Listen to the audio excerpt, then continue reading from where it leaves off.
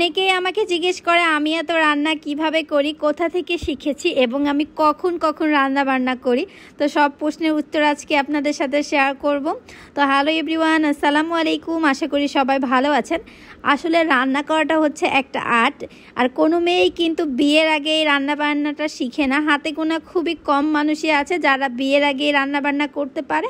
তো আমি কিন্তু একদমই বিয়ের আগে রান্না বান্না করতে পারতাম না, আর এখন মোটামুটি মাশাআল্লাহ সব রান্নাই কিন্তু করতে পারি। আর বিয়ের আগে কখনো এই রান্নাবান্নার ব্যাপারে কোনো ইন্টারেস্টও আমার ছিল না, তবে এখন এই রান্নাটাই হয়েছে আমার সব থেকে প্রিয় কাজ।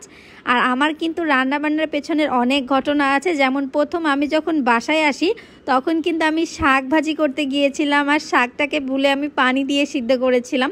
আসলে আমি জানতাম না যে শাকটার ভেতর থেকে অনেক পরিমাণে পানি বাড়ায়। এরপরে কিন্তু আমার লাল শাকটা একদমই সবুজ হয়ে গিয়েছিল।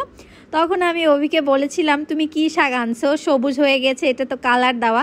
আগে জানতাম যে ঢাকা শহরে সব কিছুই নকল পাওয়া যায়, এখন এসে দেখি আসলেই তো লাল শাক রান্না করতে গিয়ে দেখলাম সবুজ। তো এটা কিন্তু আমার জীবনে একটা খুবই মজার ঘটনা। এরপরে কিন্তু আসি কখন আমি রান্নাবান্নাগুলো করি। আসলে আমি নিজের জন্য যা রান্নাবান্না করি এটাই আপনাদের সাথে শেয়ার করতে চাই।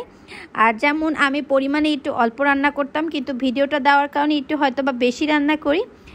যে রান্নাটা 2 দিন পরে করতাম সেটা ভিডিওর জন্য হয়তো বা 1 দিন আগেই করি, এরকম। তবে আমি যে রান্নাবান্নাগুলো নিজেদের জন্য করি এগুলোই আপনাদের সাথে শেয়ার করার চেষ্টা করি।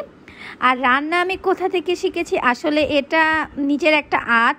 আর রান্না মূলত আমি ফলো করি ইউটিউব থেকে। ইউটিউবে বিভিন্ন পেজ আছে, যেই রেসিপিটা সব থেকে সহজ মনে হয় সেই ভিডিওটা দেখি, সাথে আমার কিছু আছে সেগুলো আমি অ্যাড করে নিজেই রান্নাবান্না শুরু করে দিই।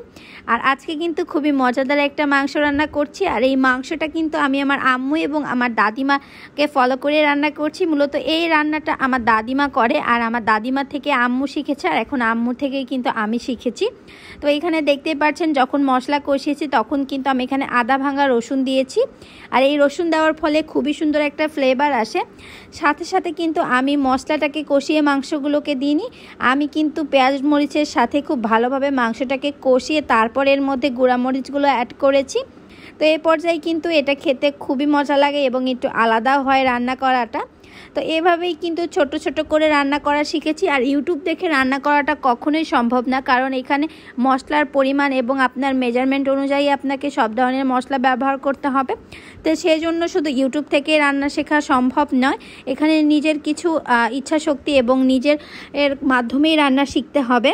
তো যাই হোক, আজকের ভিডিওটা এই পর্যন্ত। ওই ভিডিওটা যদি ভালো লাগে অবশ্যই একটা করে কমেন্ট করে পাশে থাকবেন। আল্লাহ হাফেজ।